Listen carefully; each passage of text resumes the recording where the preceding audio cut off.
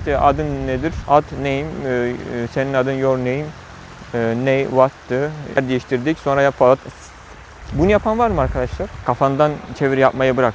Yoya Türkçe düşünme. Bunun gibi böyle saçma sapan, harbiden anlamıyorum yani. Kafanda çeviri yapmayı bırak. Neremizden çeviri yapacağız? Mesela ben karate sporu yaptım yıllarca. Mesela bir hareket göstereyim size. Yumruk hareketi şöyle. Dövüşürken diyelim bu hareketi hiç bilinçli olarak vücut çekiyor. Ama ben bunu belki antrenmanda 1000 kere çalışmışımdır. O kadar artık vücut onun refleksini düşünmüyorsun. Çeviri yapmıyorum yani. Bu dille ilgili YouTube'da video çeken hem yüksek ünlü YouTuber'lar olsun, yabancı yerli fark etmez. Şöyle bir konu var. Kafandan çeviri yapmayı bırak. Yoya Türkçe düşünme. Stop thinking in your head. Stop thinking in your native language. Bunun gibi böyle saçma sapan işte Türkçe düşünme. Mesela Türk YouTuber'lar için diyeyim. Türkçe düşünme. Kafanda Türkçe çeviri yapma. Kafanda çeviri yapmayı bırak. Yani gibi böyle ifadeler var. Ben bu konuyu gerçekten anlamıyorum. Yabancı özellikle çok mesela 10 milyona yakın takipçisi olan yabancı YouTuber'ları dinledim. Hani yabancı derken işte Amerikalı veya İngiliz. Harbiden anlamıyorum yani. Kafanda çeviri yapmayı bırak. Neremizden çeviri yapacağız onu anlamadım yani. Kafamızdan çeviri yapmayacaksak neremizden çeviri yapalım? Neremizden düşünüyor yani, Türkçe düşünmeyi bırak mesela. Ne düşüneceğim yani? Hangi dilde düşüneceğim veya yani böyle bir saçmalık arkadaşlar. Neden? Ben onu açıklayayım size. Şimdi ben belli başlı yollardan geçtim. Herkes bir ana dil edinmiş durumda. Yani biz yeni bir dil öğrenirken mecburen İlk zamanlarda onu konuşurken yani onu kafamızda o dili oturtmaya çalışırken ana dilimizde düşüneceğiz ve kafamızda çeviri yapacağız yani. Ya bunu ben yaşadım. Ben şu an Amerikalı olsun, İngiliz olsun, Hindistanlı olsun, ne bileyim Kanadalı olsun, Rus olsun veya Özbekistanlı olsun insanlarla konuşuyorum. İngilizce konuşuyorum, anlaşıyorum. Yani çok iyi seviyede o konuştuğumu hani iddia etmiyorum. Akıcı bir şekilde kendimi ifade edebiliyorum. Ben burada ilk zamanlarda olanı söyleyeyim. Mesela İngilizce'de olsun veya Fransızca da olsun. İlk zamanlarda herkes yani o yok Türkçe düşünmeyi bırak, yok bilmem şu ana dilinde düşünmeyi bırak, kafana çevirmeyi yapmayı bırak. Emin olun hepsi bunu yapmıştır. Hepimiz ilk başlarda kafamıza çeviri yapacağız. Düşüneceğiz yani. Mesela ben size bir örnek vereyim. Diyelim ki siz bu videoyu izleyen herkese soruyorum. Mesela İngilizce'de nasılsın, nasıl sorarsınız?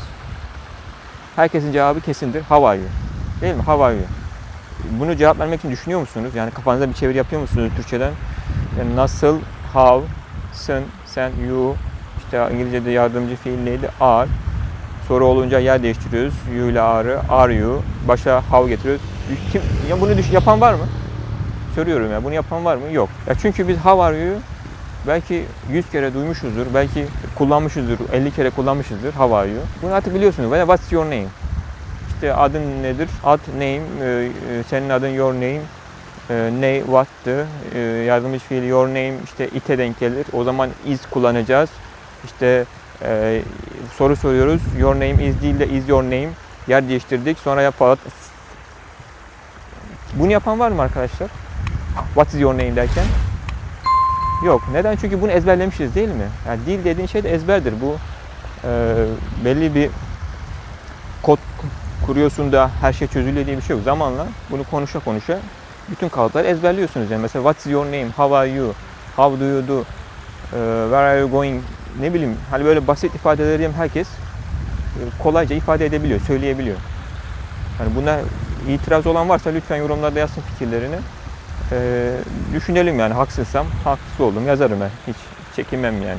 Yani burada bir basit ifadeleri söylerken basit konularda kendimizi ifade ederken hiç düşünmeden ifade edebiliyoruz. Yani diyor musunuz ya Türkçe konuşma, işte Türkçe düşünme, çeviri yapma.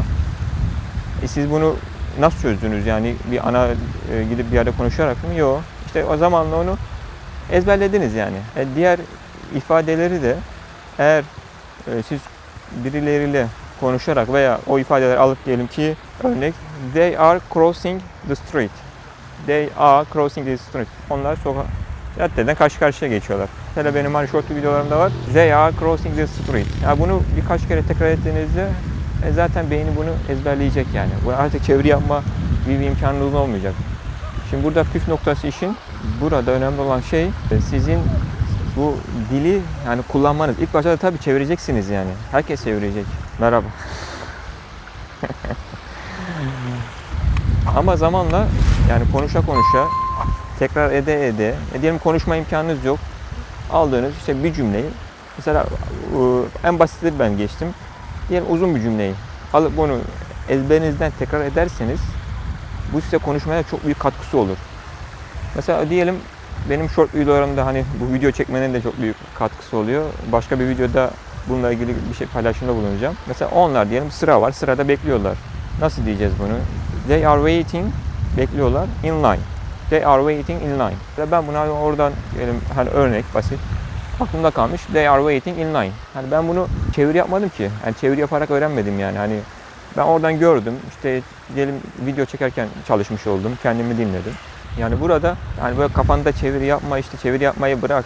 Yani bilmiyorum ya, bu bana çok saçma geliyor. İnsanlara böyle yöntemlerle kandırmanın da, oyalamanın bir mantığı yok yani. Mesela ben konuşmaya başladığım zaman Getirmiyor musun? Geçtim ben. Lan havadan geçiyor.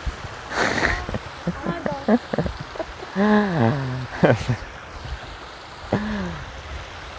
misafirlerimiz vardı.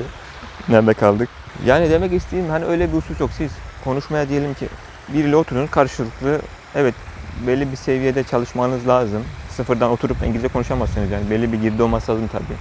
Belli bir girdi olacak, sonra da onun çıktısını sağlayacaksınız. Tabii yani konuşmayı üretmek, yani production yapmak da kolay bir mesele değil. Onu da işte zamanla yavaş yavaş ufak ufak, işte haftada ne bileyim 5 dakika, 10 dakika, yarım saat, 1 saat böyle ufak tefek konuşursanız size muazzam faydası olur. Yavaş yavaş beyin jimnastiği yapmış olursunuz yani. Yani ben size şöyle bir örnek vereyim. Mesela ben karate sporu yaptım yıllarca. Diyelim mesela bir hareket göstereyim size. Diyelim en basit yani. Diyelim gardınızı aldınız şöyle. Gardınızı şöyle aldınız. İşte şöyle karşıda dövüşüyorsunuz. Yani şöyle. Şimdi diyelim şu yumruk hareketi şöyle. Şu hareket diyelim kişinin suratına karşı bir hareket. Şimdi ben bazen onu ki dövüş anında, yani antrenman değil de müsabakada dövüşürken diyelim, dövüşürken bu hareketi hiç bilinçsiz olarak vücut pat böyle yapıp çekiyor. Ama ben bunu belki antrenmanda 1000 kere çalışmışımdır. 1000 kere. Ama şeyde çalışırken adam geldiğinde hissettiğimde diyelim suratına kadar pat. Yani vurup çekiyorsun. O çünkü sen bunu 1000 kere yapmışsın yani, veya 500 kere yapmışsın, bilmiyorum. O kadar artık vücut onun refleksini düşünmüyorsun. Çeviri yapmıyorum yani. Niye? Çünkü ben o zaman 1000 kere çalışmışım. Artık vücut onu öğrenmiş yani. Bu ana dilini öğrenmek de bu şekildedir. Yeni bir dil öğrenmek de bu şekildedir yani. Bunun için çok oturup bilimsel çalışma yapmaya da gerek yok. Hani ben neden böyle rahat konuşabiliyorum? Çünkü ben aynı süreçlerden geçtim. Mesela Fransızcayı çalışırken hatırlıyorum, ben ilk sağ olsun, Allah razı olsun, işte bir arkadaşım vardı. İsmi de Tolga Burdani. Bir gün izlerse videomu kendisine selam söylemek istiyorum. Mesela beni Fransızca konuşmaya teşvik ediyordu. Hani konuşalım falan. Ben ilk başta kendimi hazır hissetmedim. Hazır hissettiğimde söyleyeyim, hadi başlayalım falan. Hatırlıyorum ilk birkaç böyle işte yarım saatlik, haftalık periyotlarla konuşuyorduk. İlk zamanlarda yani terliyordum ya. Yani buradan ter akıyordu yani. O kadar böyle kem küm düşünüyorsun. Yani 1, 2, 3 derken bir sene sonra baktım artık kendimi rahat rahat böyle konuşabiliyorum, ifade edebiliyorum ya. Ama ilk zamanlarda düşünüyordum yani, işte ben ne diyecektim, şunu diyecektim, kelime neydi, işte nasıl ifade edecektim. İşte yapıları düşünüyorsun, yani dil bilgisi yapılarını. Bunu ilk başlarda herkes düşünecek yani. Düşünmeme imkanınız yok ki. Herkes düşüneceksiniz. Yeter ki bir yerde bir başlayın konuşmaya, düşünün. Sonra yani düşüneceksiniz, çevireceksiniz, ana dilinize düşüneceksiniz. Ama sonra o öğrendiğiniz dilde iyice alışkanlık, yani pratik yaptığınız zaman artık o dilde, beyinde belli bir zaman yer edildiği için, kafada yani, yer edildiğinden dolayı artık düşünmeye gerek kalmayacak yani. Çünkü onu siz, dedim yani, hareket. Çünkü 1000 kere onu tekrar etmiş oluyorsunuz. Artık konuşurken de otomatikman söyleyeceksiniz yani. Yani dediğim gibi, örnek verdim. Benim short videolarında diyelim günlük ifadeleri koydum. Hani basitten zora doğru şu an gidiyorum. O videolardaki ifadeleri diyelim biriyle konuşma pratiğiniz yok. Alıp bakın. Bir de tekrar edeyim kaç kere kendinizde. O bile size konuşmaya muazzam katkısı olur yani. Tamam, bunda hani söyleyeceğim başka bir şey yok. Kendime anlatmaya çalıştım, ifade etmeye çalıştığımı düşünüyorum.